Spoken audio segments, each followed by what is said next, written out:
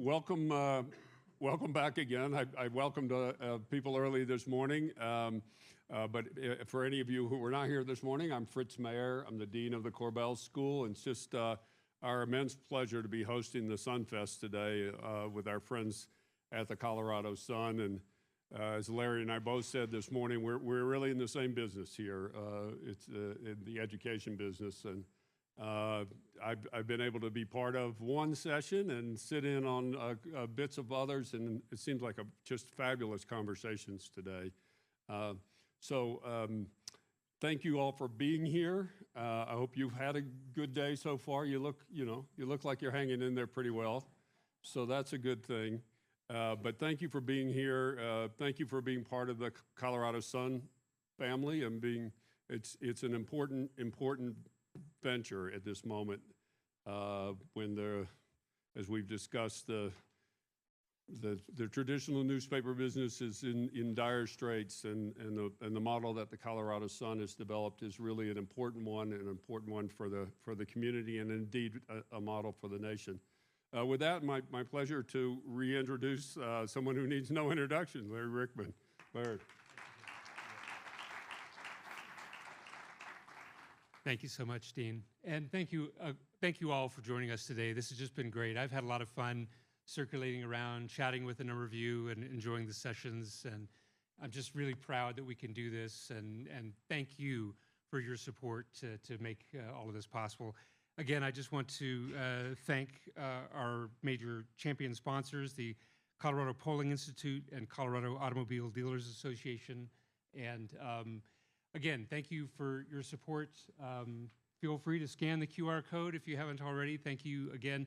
I'm going to just turn this over because we've got a great session here to wrap up this year's SunFest. One other quick pitch. Again, I referenced some things this morning, some events. If you haven't already, you can go to coloradosun.com/events, and there's a full calendar on there, including just a remarkable documentary film that I hope you guys will be able to see at the C Film Center on Thursday, June 5th, 6 or 6:30, something like that. You'll see some familiar faces. We'll have a panel discussion. It's a great film. I encourage you to see it. And anyway, without further ado, I'm going to introduce Jesse Paul and Mark, and enjoy. Thank you again.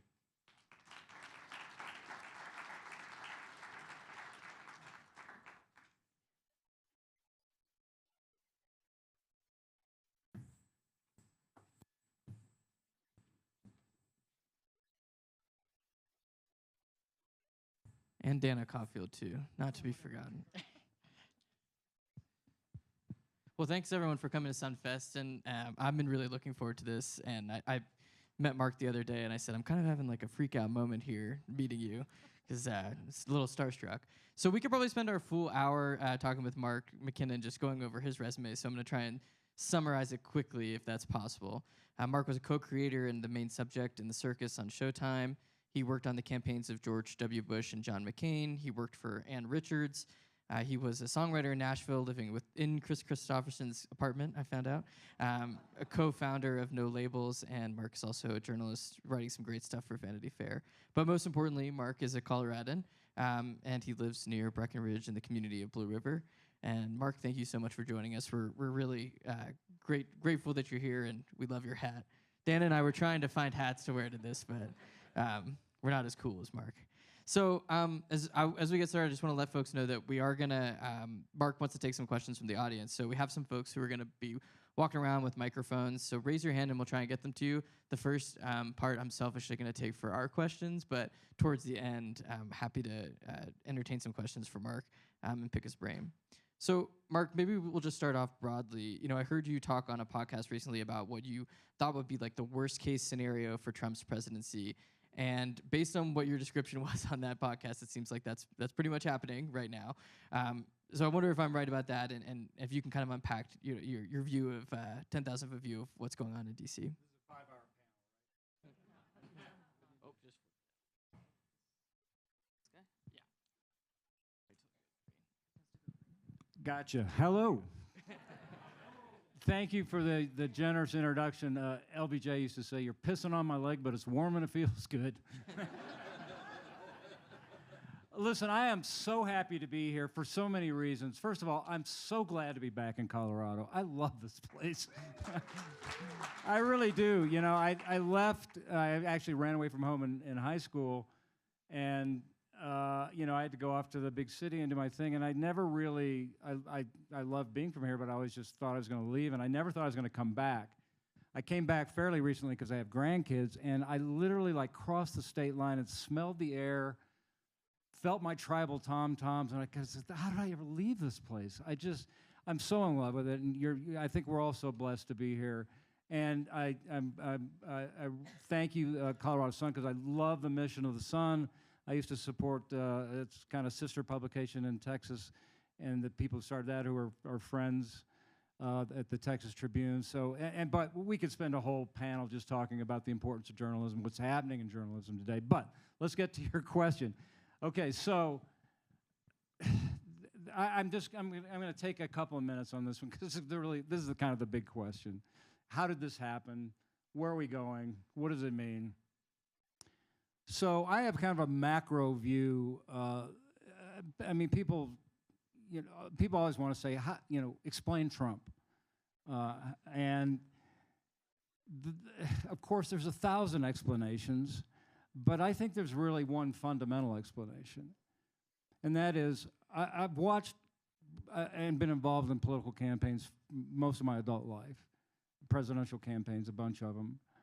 And the thing that had been consistent over time that I'd always seen was that the candidate who best expressed and captured the future was the candidate who won.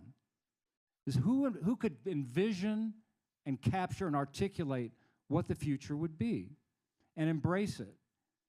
And the best example I can tell you to articulate this idea is that was 1992. Bob Dole's the Democratic nominee, veteran from Kansas, Republican, esteemed guy, wonderful guy. And at his convention speech, he got up and he gave a speech where he talked about the past. And he said, I want to take us to a place like when I grew up in Kansas, when our neighborhoods were safe and we left our keys in the car and the doors open, and the Clinton campaign jumped on that, and they said, great, they want to make it about the past, we're going to make it about the future. And in Clinton's convention speech, he said, I want to build a bridge to the 21st century. He said it 23 times in a 45-minute speech. So he said it once every 2 minutes. Because he just understood, if we can make this about the past versus the future, we win, the future versus the past. And you can sort of just go throughout history and say, whoever did that best always won. Well, Trump hit a hinge point in history that the whole thing shifted. And as you may know and recall, he copyrighted the phrase, "Make America Great Again," right after the 2012 election. Now, again, we could do a whole hour on what that means, the coding there, what it says, and it says different things to different people. But basically, it's saying one fundamental thing, which is, let's go backwards. Let's go back. And to people who are afraid of immigrants or the future or technology, just uncomfortable with where the country's going because they don't feel part of it, or that they're going to win or be successful in it for whatever reasons. And Trump said, I will take us back. And remember, I mean, you can point to all the things about bringing manufacturing back. He just gave everybody this idea, we're going to go back to the 50s. And for people who lived through that, they said, yeah, I like that time. I want to go back to that. And not this weird, challenging environment that we're entering into. And so he just did that at a point when 50.1% of the country said, yeah, I want to go back, not forward.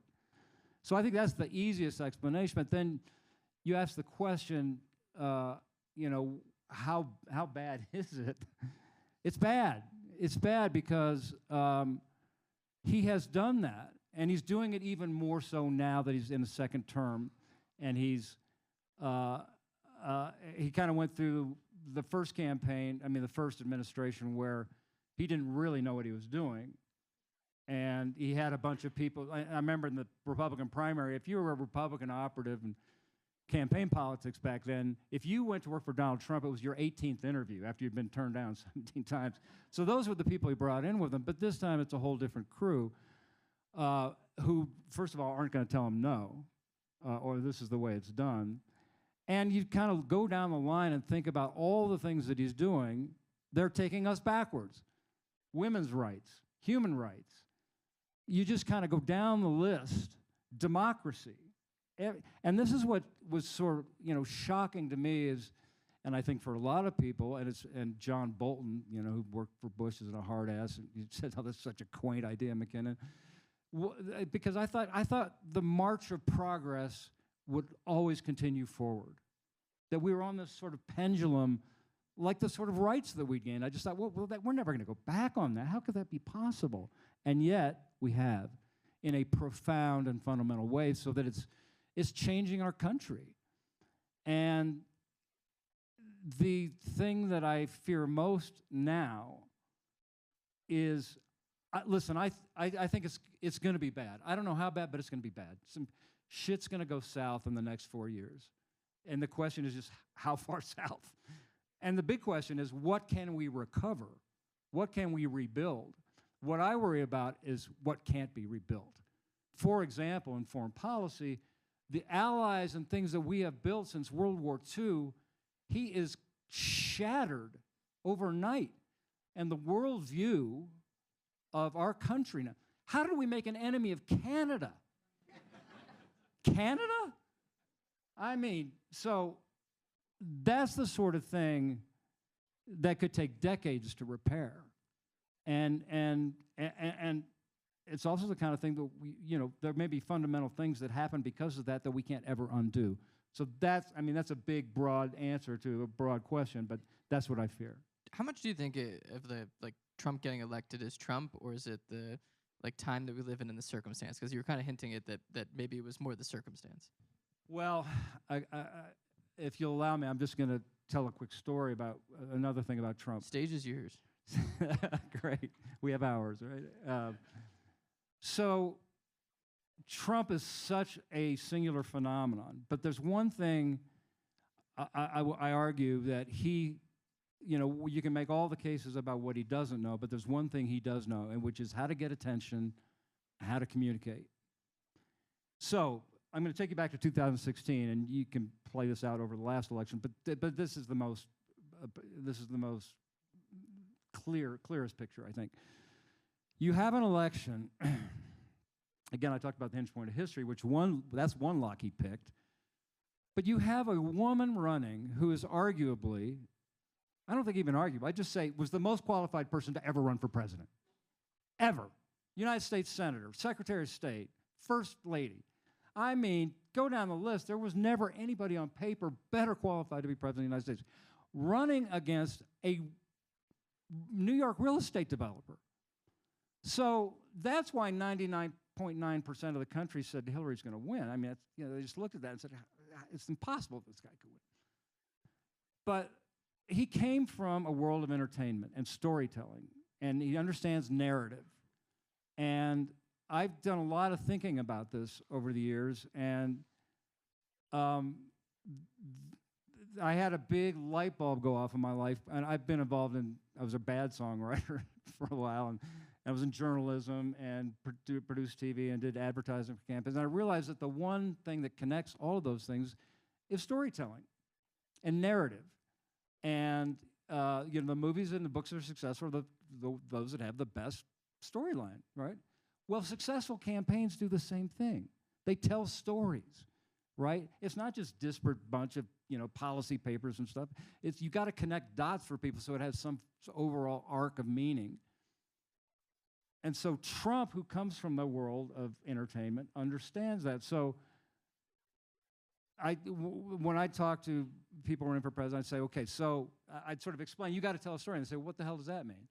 I say, well, traditionally there's an arc, a traditional arc of storytelling, which is you identify a threat out there or an opportunity. You identify the victims of that threat. You identify the villains imposing the threat, propose a solution, then you reveal the hero. Okay, that's just a classic arc. And then I'd show like the Reagan Bear in the Woods ad, which was like that in 30 seconds. And so if I just randomly asked just you randomly, let's just say you're my random audience, to say, okay, given that construct, what would you say was Donald Trump's message?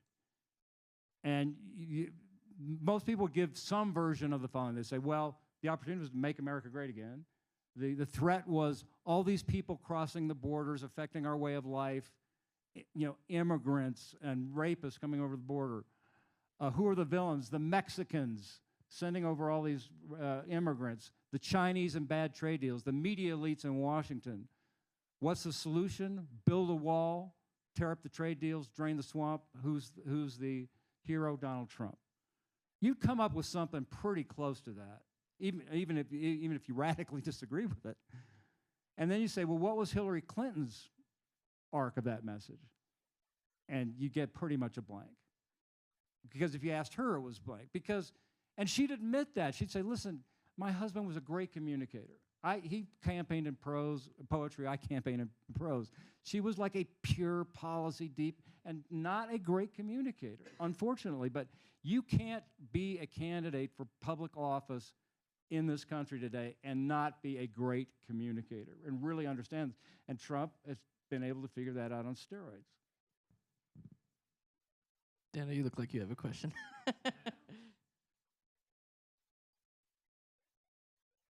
Did I get to your original question? Yes, yeah.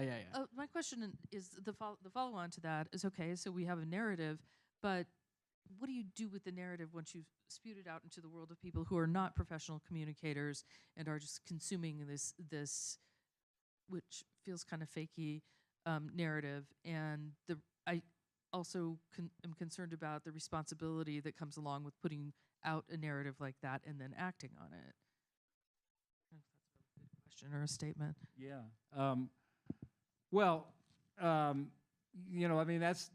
That's why journalism is so important.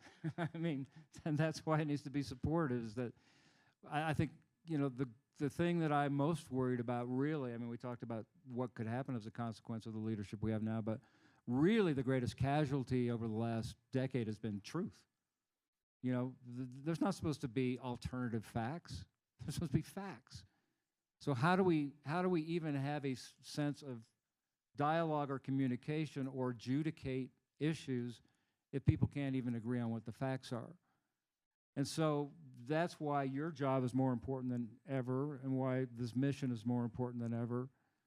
But and also, I mean, we realized in 2016 that Macedonian teenagers being paid $15 an hour pumped in disinformation into Facebook about the election, and we may never know the exact extent to which it affected the outcome, but it sure as hell could have when you look at the margin of the election. But what happened as a result of that is that I'm a prisoner of hope, and I always see the upside of these things. And so this kind of relates to the AI discussion too, which is that I think that while we were all sort of collectively duped by that in 2016, we also became better consumers. We said, oh, this is happening. Now we know it's happening. Let's be better consumers, more aware of what we're reading, where it's coming from, and ask questions about where and how we're getting the information. But we talked about confirmation bias the other day, and the biggest problem is that people are in silos and only getting information from one source. And a lot of these silos are not really news proponents; they're just propaganda sites. And you know who I'm talking about. And so if people only get one source of information, it's really hard to discern what the truth is and what they're getting.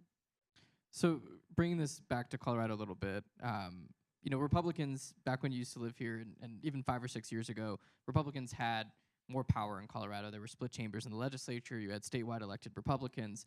That's all changed, and I think the general agreement is that's because of Trump. But Republicans here haven't really found a way to coexist with Trump and have power in Colorado.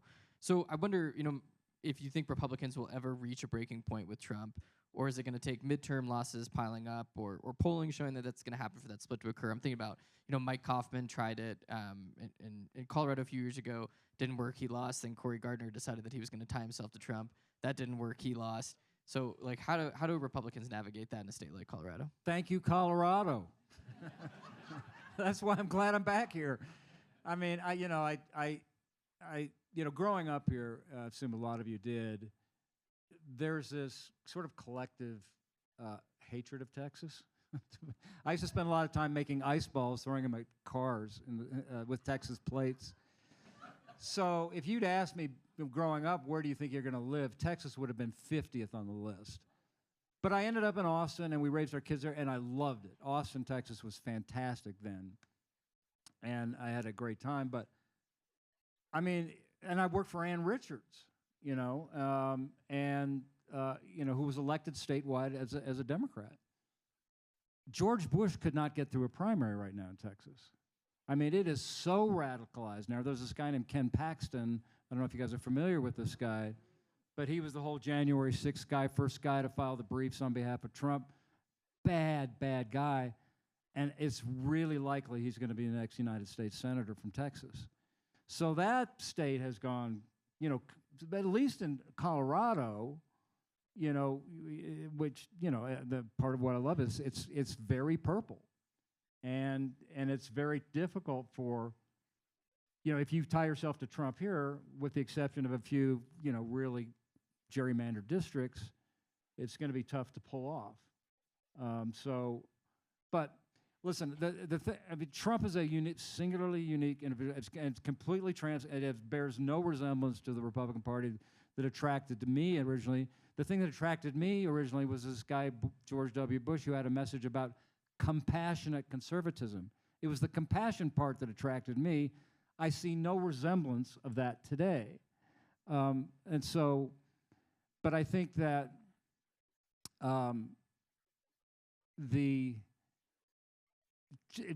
Trump has, he's completely taken over the Republican Party and shaped it in his own image. So that's going to be there for a long, long time. And so if you're trying to live in a purple state, you don't have much choice if you're a Republican. I mean, you've got to tie yourself to Trump, or you get a bullet to the head. I mean, I might be careful about my language. Take that back, but you're going to be penalized. So thinking, maybe moving off Trump a little bit, we had Jared Polis on the stage last night, and we were talking to him. He likes to dodge the presidential question, but I've called him White House curious as my new trademark. White House, yeah, I like that. Yeah. So, from my viewpoint, I cover him pretty closely. I think he's got a retail politics problem that would be a problem if he wanted to, run for president. I can't imagine him at the Iowa State Fair and how that would all play out. But, as somebody who's worked on presidential campaigns in a high level, I wonder what you think of, the opportunity of a Polis presidency, and if he could be a real contender. Well, I think conventionally, you look at that and you say, hard to see it. Just given the environment that we're in, given his politics, his sensibilities, his kind of just general demeanor and what have you. But I'd make an argument just the opposite, which is this, that if things go, listen, either Trump's going to be successful and there's, J.D. Vance is going to be the next president, or it's going to go south, and it's going to go south bad. And the pendulum is going to, and when it swings hard. And I think, listen, given what's happening now with this tax bill and Medicaid, I just think it could be disastrous for the Republican Party and for Trump. And then, so the question is, when politics changes power centers from Republican to Democrat, particularly at the presidential level, it's not like people say, oh, we saw that, we want something very similar. They say, we want something completely the opposite of this, right? It's like Obama to Bush or Trump to Obama. I mean, it's just, people, I hear Democrats say, oh, we need to get somebody just like Trump. Well, if that's the case, if people want to change, if people like Trump, they want Trump. And if they don't, they want something completely the opposite. And so again, it's not conventional, but I'd say there's certainly a case to be made that, okay, so who or what is the exact opposite of Trump? Well, Polis, kind of, serious, substantive guy, not that exciting, not that charismatic. But people may say, that's what I want.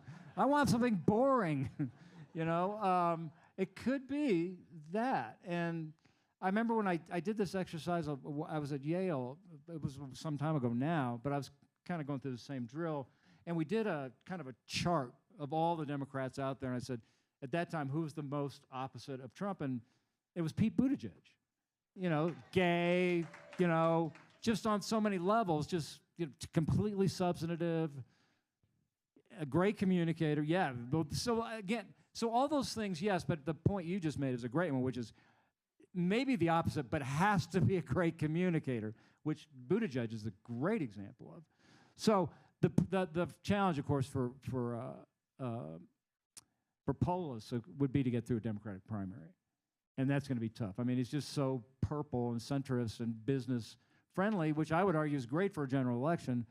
Really tough in a primary. And by the way, if this all kind of goes the way it is, I mean, look at the Bernie AOC rallies right now. They are fired up. And so it could be that, there'll be so much heat on the progressive side of the aisle in the Democratic primary that, I'd say there's a case to be made that AOC could win a Democratic primary. I'll just say, on the moderate point, I might be breaking this news like 15 seconds early, but the governor's vetoing a big major union bill, like as we speak right now, right? Which was expected, but I think it's okay. It's 3 o'clock. I can talk about it now. But again, I think that's like a liability for him. So I think I think the primary. I agree with the primary being a big hurdle. Can we talk about whether parties are actually viable anymore? And is there?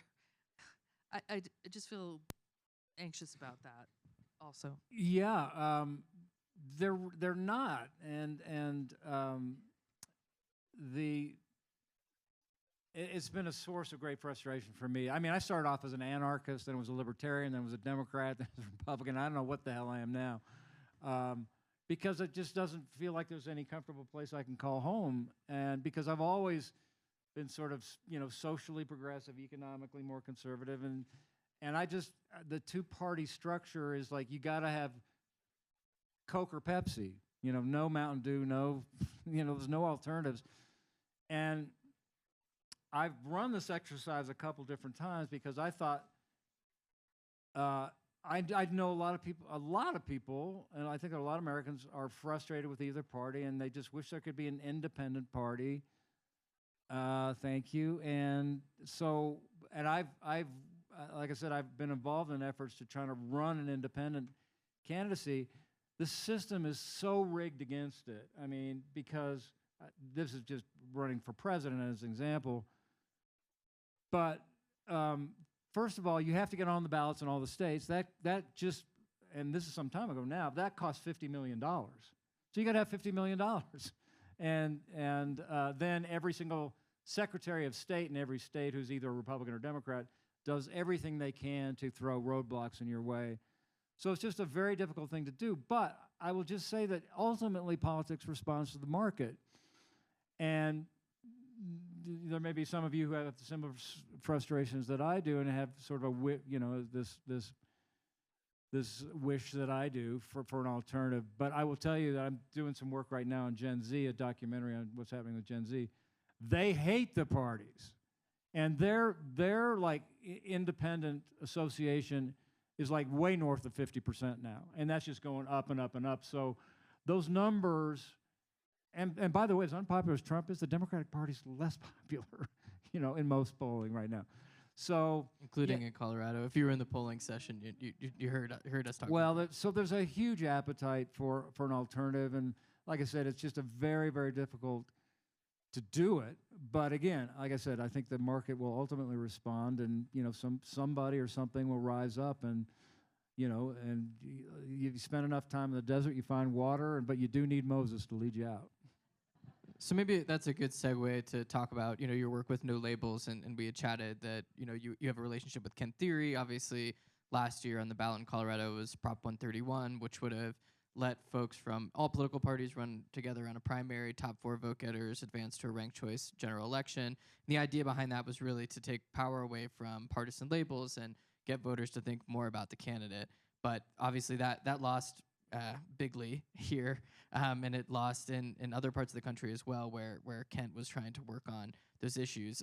I wonder what what you think that says about the interest across the country in kind of this no labels, nonpartisan, not attaching to the parties movement. Yeah. Well, I did help start No Labels 15 years ago or whenever it was. I just because of the circus and lots of other things, I haven't been involved in quite a while, but I certainly support the original mission and idea, which is to just try and create more bipartisanship and problem solving, because things have. The problem when I stepped up to help get this thing off the ground was that the fringes, and again, this is a whole hour discussion, how did it get to be like this, but this is gerrymandering, and the fringes of both parties have the loudest voices and are rewarded for, especially on the Republican side now, it's just the outrage economy. Who can be more outrageous? Is it Boebert or Marjorie Taylor Greene or whoever? But you get attention, and by the way, this is how they're governing now. You don't get attention. You don't get rewarded in the Trump administration for being a rule maker. You get attention for being a rule breaker. So if you're in that ecosystem, you're just trying to outrage more than anybody else, and that means that's really crossing some lines. So, but here's the challenge. When I did that initially, this was 2011, I guess. I thought that there was this, like I said, a vast American middle, and we'd bring them together, and we'd have this big kumbaya, and everything would be great. Well, there's a publication in Washington that does a study every couple of years where they determine how much crossover there is between Republican and Democratic members of the House and Senate. 20 years ago, or whenever they first started doing it, the crossover between, so what I'm talking about is like a progressive Republican and a conservative Democrat. The crossover, there was 224 members that they identified. The last time they did it, there were 4.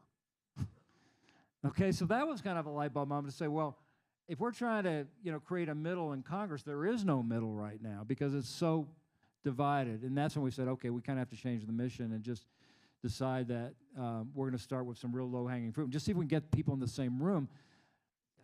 Joe Manchin's a guy that I knew and worked with, and he had been in the Senate for like 4 years, and he'd never had a meeting with the opposing party. So how are you going to get anything done if you don't even talk to each other? So we started just saying, how about if we just have some meetings? We stayed away from immigration, all the hot button issues, but then over time, they started doing some kind of fundamental reform stuff.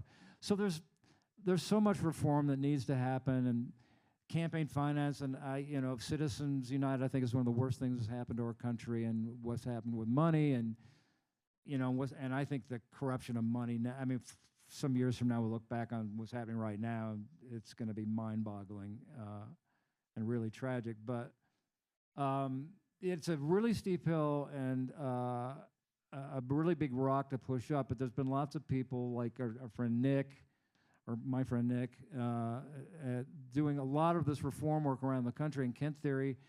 And I'll just say this about Kent, because I've gotten to know him pretty well. You may not like his politics, you may not even like him, but I will tell you, his commitment and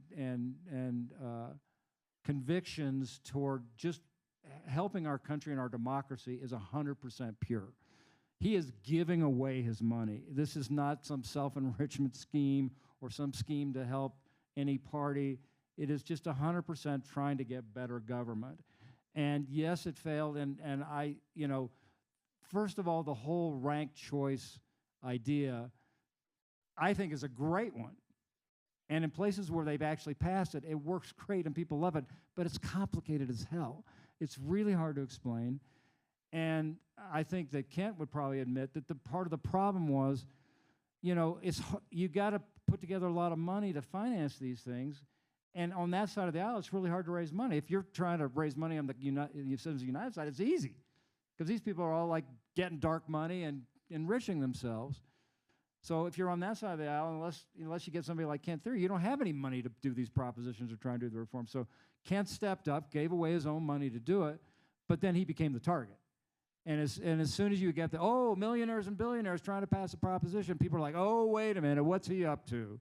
You know, there's just an understandable skepticism about somebody with a lot of money doing a ballot proposition, and I think that spooks some people. And it's just complicated. But, I think they're doubling down on their commitment to keep working at this, and, they're just chugging away and chipping away at it. I think there was bipartisan agreement in Colorado that everyone kind of hated Kent theory. Their top Democrats and top Republicans kind of had their, with some notable outliers, of course, but certainly the party apparatus. Let's talk about Lauren Boebert. Why not? She's such a unique figure here in Colorado, and I think a lot of people are perplexed by her.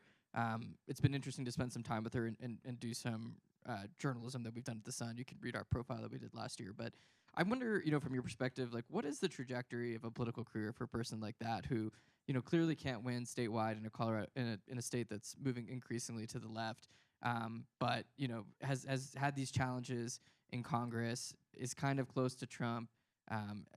She's like, I don't know if there's a comparison in history. I'm newer to this, so I'm curious what your view is. Well, Sarah Palin. There's a historical parallel.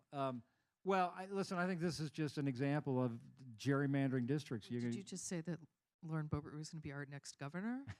No. Your next mayor.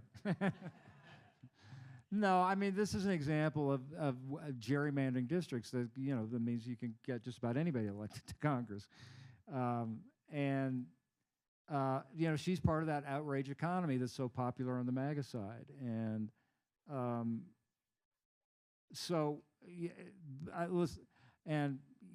as much as I am proud of being back in Colorado, then that and Bennett and Hickenlooper and all these people are kind of my, that's kind of where I am politically, radical centrist, I would describe it. But, Boebert is obviously an outlier. And, and I think, oh, God, she's, people think Colorado and think Lauren Boebert. I'm like, ugh. But, that's every state has their own version of it, and this is just the power of MAGA. So I don't think there's any future for her in Colorado beyond. And listen, she made a very, very smart move switching districts. I mean, that was a very astute move and one with a lot of risk. But she read the tea leaves and made a risk, and then, won in a different district, and had to fight the outsider label when she got in. So she's not without her strategic insights about this stuff, but I think for her to evolve, it has to be in the pure MAGA world, and that would be probably hitching her wagon to J.D. Vance or somebody like that, and being somehow trying to get in the cabinet or in the administration of the next president.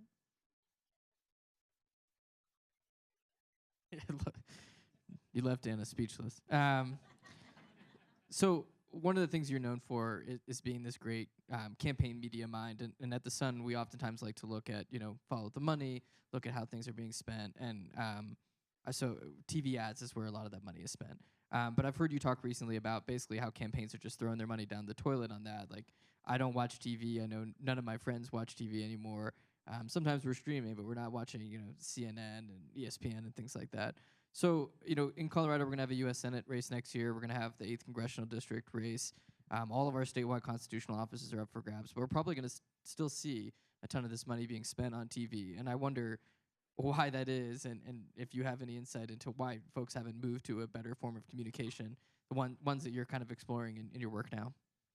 Well, I mean, I back when I was in charge of the media for like the 2000 campaign, I said then, I don't remember what we spent on television, but I think it was around $100 million. And I said, guys, we're wasting, a lot of this is just going down a rat hole because people are skeptical about that sort of thing. They know that there's a First Amendment and that politicians can say anything they want and often don't tell the truth. And so they see an ad on television. It's like a paid political. They know who paid for it. They know they can say anything. It doesn't have to be true. And so there's a very healthy skepticism, as there should be, about paid political television advertising. And and as the internet has evolved, and we get into sort of the era of micro targeting. Today, rather than doing a 30 or a 60-second ad that sort of everybody sees, which is the way we used to do it, you can do through lots of different tools and devices now. You can get to you individually, and thanks to sort of just Facebook and the data collection that goes on, we can know pretty much what you read, what you watch, and we can target whatever the communication is right to you, so that it's singularly focused on you and what you want and what you're looking for. And so, broadcast television advertising doesn't do that. It's a mass audience as opposed to an individual one. And so, campaigns now, have very smart strategists who are really good at sort of data analytics collection and micro-targeting, which is way beyond anything I ever did, and is all pretty foreign to me, but that's how it works today. And just as an example, I've mentioned that I'm doing a documentary on Gen Z. Part of that eye-opening experience was there's a conventional wisdom about Gen Z voters, which for purposes of our documentary was 18 to 29-year-old voters, most of them first time, that cohort, given their age, is pretty progressive and pretty liberal. And because it always has been. I mean, I was more liberal when I was younger, and I think most people are. And but I began to hear things that were happening on college campuses, particularly with young men. And then I started hearing about this guy named Charlie Kirk and something called Turning Point USA. Charlie Kirk is kind of the tip of the spear for Donald Trump and his youth targeting. And so as part of my, journalistic curiosity about what was going on and trying to understand it, I, through a long, arduous process, got to his people and found out that he was doing all these campus events to target young men, particularly, on campuses. And so I went to the University of Georgia in Athens, Georgia, to one of his rallies, and it blew my mind. I mean, it was so counter-conventional wisdom, because it was a sea of 18 to 23, 24-year-old, mostly men, but not exclusively, every one of them wearing a red hat, a Make America Great Again hat. And it was so packed I couldn't even get through the crowd. And they were on fire. And that's, I got the same sense when I saw that as the very first time I saw Trump in Arizona in 2015, when I went to a rally that he did. And it was middle of the day, 115 in Arizona, and there were lines for like 2 miles. And I was like, oh, this is different. Something's going on here. Same feeling I got at this thing. It's like, it was so, to see all these young men who normally would have all been Democrats, out there just eating it up. And, but I talked to Kirk after the rally and interviewed him. And he said, at the time, and he said, you'll see after the election, but he said, the power of TikTok with this cohort, you can't even begin to understand. And I mean, I remember hearing friends of mine saying, oh, my son is getting these TikToks from Charlie Kirk. And I don't know if you spend any time on TikTok, but that algorithm it's a heroin. I'm just telling you, it just hooks. I mean, I do it out of curiosity, and now I watch, like crazy mountain bike crash videos, like day after day. And that's a weird algorithm, Mark. We're gonna have to explore that later. Yeah. Anyway, whatever your particular likes are, it finds out. It like does a MRI of your soul, and next thing you know, that's what you're getting on TikTok. And they harness that in a very, very powerful way. I think the enthusiasm for Trump and Turning Point USA, it's hard to explain to people who just don't understand it. And the way I always try and talk to folks about it is, I remember before the 2016 election, Tim Kaine held a rally in Denver at the Coliseum, and Dave Matthews was going to be there. And I was like, oh my God, this is going to be packed. It's Dave Matthews. It's Denver. Like, everyone's going to love this. And it was like an empty room. No one came. And then on the Friday before the election, like late on a Friday night, Trump had a rally at the Coliseum, and it was packed. Like, it was like, people were hanging off the rafters. And I just was like, I think if this is any indication of where the country's going. And lo and behold. So we have about 15 minutes left. Are there questions for folks? Do we have someone with a microphone? You stand up and Yeah. You can take mine left. Go ahead, I can hear you.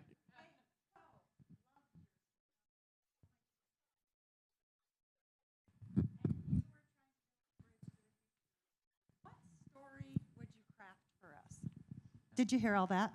If you were running for president and you were writing a campaign and you wanted a positive story to the future, what would that look like? How can we build a positive bridge to the future? Well, I think a big part of it is going to be, unfortunately, demonstrating where the world has gone in the last 4 years, and to present a vision of, it's the sort of, I said before, it's like you got to spend some time in the desert to find water. People are going to really be in the desert now, and what that water is ultimately is going to be, the sort of things that nourish our souls as a society. A big part of that vision, I think, is again going to be to rebuild a sense of common trust and common good for our society. Part of what Trump has tapped into, in addition to all the things that I've mentioned, is that his vision is not to govern for the common good of everybody. It's to be a survivor. It's like, I'm going to protect the victims of society and to be a survivor. And it's like, fuck the rest of the world, fuck everybody else. They got to come through me to get to you. And I just think that that's not really ultimately what we want. I think we want a generous compassion. That's what the soul of America is about. Our community, about our neighbors, about helping each other out, and compassion.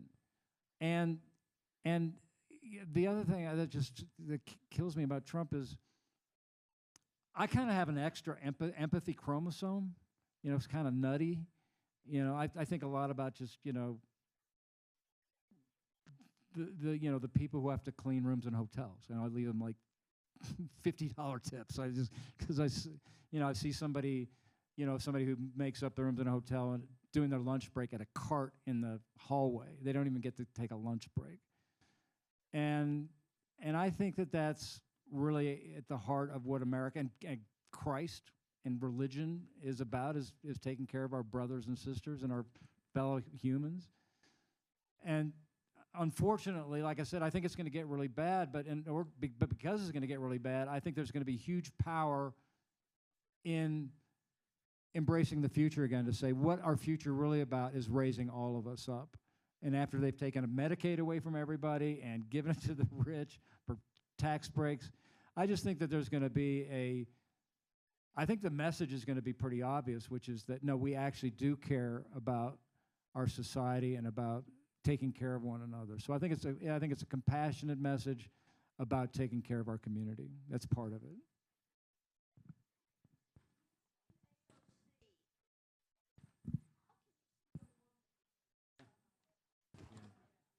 Well, again, I'm a little bit of an outlier here, but I think not only can a woman be elected, I think a woman will be elected, and I think a woman should be elected. And I think that part of the message, too, will be, guys have fucked this up. I mean, they really have. And, I don't have the science or the data at my tips, and maybe you guys do, but there's a general perception about women being more honest, trustworthy. I mean, the sort of things that are being stripped out of our leadership right now, again, I talked about being the opposite of Trump. a woman, whoever the she-Moses that rises up will have those qualities of compassion and honesty and trustworthiness that have been so bankrupt and absent from the Trump administration. So I think a woman, actually, with the right message and right skill set. And I'll just say this let me say something about AOC, which is that, and this is a kind of a Bernie thing too, there's an incredible power in authenticity. That's, people ask me about, when I first got the job to do Bush's advertising, I was excited for a few minutes, and then I was petrified because it was such a huge job and I'd never done it before. So I went back, all the way back to the advent of television, studied it all, went to all the presidential museums and studied all the television media that had been done and talked to all the living people that had worked for Carter and Reagan and just learned everything I could, soaked it up. And there was an amazing evolution of what happens in communications over time. And I used to do a whole speech about it because it really changes. What happens is you communicate something and over time it works for a little while, and then people get kind of cynical. They say, oh, I know what they're doing here. They're trying to trick me. They're trying to do this or that. And voters are very sophisticated in the sense that they kind of just pick up information about sort of, what these people are doing. And so again, I sort of reached this point where this is a pretty obvious thing, but again, I talked a minute ago about how, because of the First Amendment, you can say anything and not have to tell the truth as a politician. So people are very skeptical about television ads, and they just don't believe it, and that's understandable. So with George Bush, I'm going to use him as an example. So there's all that to begin with. People are already skeptical of political ads. He was not good at reading a script. He was not a good actor, but he was very spontaneous and very down to earth in person. If you just interviewed him, again, if you disagreed with his politics, totally understandable, but you'd probably just like him as a person because he's just a very friendly, very authentic guy, and especially compared to who he was running against at the time. And so there's like 3 times in a presidential election where you can really move the needle. The debates, when you announce, and at the convention when you're nominated and you do your convention speech and you pick your VP. So I was given the task of doing a video to introduce Bush. Obviously he was a Bush, so a lot of people knew him, but a lot of in the primary, those primary voters all knew him, but most of the country wasn't really familiar with him, and it was my job to produce this video to introduce him. So I didn't want him to read a script because he was just bad at it. And so I just went down to his ranch, did an interview with him and Laura Bush, and just had a natural conversation with him where he was just saying exactly what he felt, which he did really well because he had real convictions about what he believed in.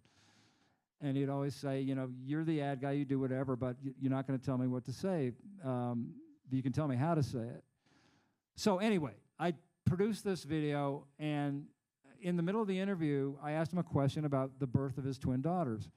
And when he answered it, he just completely screwed it up. He just stumbled all over himself, which he used to do all the time with some frequency, and just didn't articulate it very well. And it was funny. And he laughed, she laughed, we laughed. It was like, okay, let's do it again. We rolled it back, did it a couple more times, got it just right. We got into the editing room to make the film. We get to that point. The screw-up happens. And I say, okay, get the good cut. He puts in the good cut, and I said, wait a minute. Leave in the bad cut. And they turn around to me and go, what are you talking about? And then we put it in. And now imagine what then Governor George Bush and his campaign team thought when I came and showed this to him. And there's a mistake in the middle of this video. And they're like, are you out of your mind? We're paying for this, and you're going to put in a mistake on purpose? What are you thinking? I said, because it's fucking authentic. It's real, it's vulnerable, it's human, and it's funny. And by the way, people don't expect perfection from their politicians anymore, and if you tell them that they are, they're gonna reject that because they know nobody is. And by the way, let's all just admit the obvious. Our guy's not going to be the best orator in this race, so let's just lower the bar of expectations right now. And to his credit, they said, okay, you you're the media guy, I trust you. And he was really good at that. And we left it in, and it worked. And so, listen, AOC could be an example of that. She's, you know, whatever you think of her politics, she may come across as super authentic. You know, she is who she is. She comes from where she comes from and has a lot of power of just authenticity. Again, Bernie had that too. I mean, that was Bernie's superpower. It was just authentic. He was great on the circus. I mean, we like lived with him for a year because he was just, you know, he's just cranky and get off my lawn. But it was real. It was a real deal. And there's a real power in that. So I think a lot about authenticity. So when you see candidates in the next election, think about, you know, who's really authentic. Of course, you can always fake authenticity. So we've got time for one more question. Dave has I have the microphone here. Oh, there you go. Never mind. You have the microphone. Hi. That's a great Reagan line. I don't know if you remember from the debate where he said, I own the microphone. So thank you for this talk. It's amazing. I'm having a great time here. I'm interested to hear your opinion in the relationship between Trump and the president of Mexico, the first female Mexican president, Claudia Sheinbaum. So I would like to know, you know, there's a lot of communication between them. Oh, you cannot control the cartels. I can send you the troops. Oh, I said thank you. I don't want the troops. There's a lot of what's going on there. Like, what's going to happen? I mean, based on your experience. Just a little bit of background.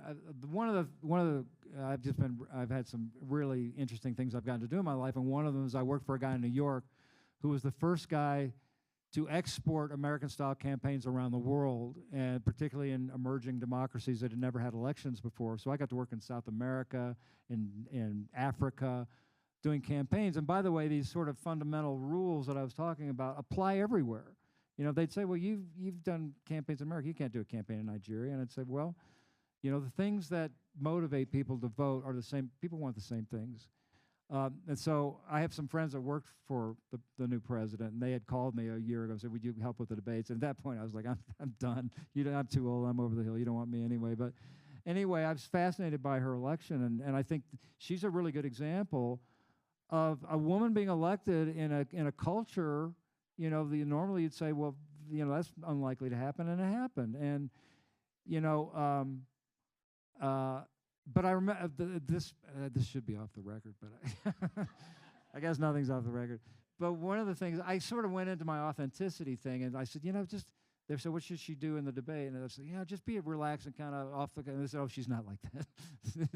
You know, she's just really focused and really, you know, really buttoned up. And I think that's part of why she was elected, is she does her homework, she really knows her stuff, it's pretty buttoned up, and I think that's, again, I think women have to kind of go 10 miles more than a man does. And so on that account, she can't, you know, just, you know, she's got to have all the answers, got to have, you know, do all the homework, have it buttoned up. And I mean, I'd be interested in your perspective, because it seems like she's playing Trump pretty well so far, you know, right? Tell us a little bit about that, if you could, for just for a second. I am originally from Mexico. I've been living here for 13 years, and I am from Sinaloa. And you might have heard about the Sinaloa cartel, right? So just 2 hours from my hometown, Mazatlan, it's Culiacan. So Culiacan, it's upside down right now. People are dying and everything. So it's just like, I go and visit my family, and you know, they're okay, but we worried. I worried from the people, what's gonna happen? I mean, it's just going, like you say, just going south. It's just going bad. But what needs to happen to put a stop on this? And Trump is pressuring, supposedly, right, the president of Mexico. But the president of Mexico is like, we don't need any help. We are a sovereign country. So that's what it's, and this is going on for 9 months. And there's violence in other parts of Mexico, but that's the one that is close to my heart. So that's why. And do people who elected her think that she has a strategy to deal with that, or do? I don't think so. You know, I don't know much of the details except sort of the macro problems. But my wife, who's sitting right behind you, and it's our 44th anniversary today. I've been with her longer than I've had a driver's license. But one of our favorite things that we is this is just a sidebar to say how sad it is, just from our very limited perspective. We took our young daughters. You can tell me where this is, I'm sure, to the site where the monarch butterflies fly, Michoacan, and to the original island where they celebrate the Day of the Dead. Pátzcuaro. Yeah, thank you. So, but I understand that now that's a really dangerous place, or was recently. So we went when it was a much safer time, but it's a very sad situation. But from all I've seen so far, they might have the right person in charge, and I wish her great luck. Do you want to take one more? We're at time, but I'll take one more. all right, one more. This guy I had a question. Okay.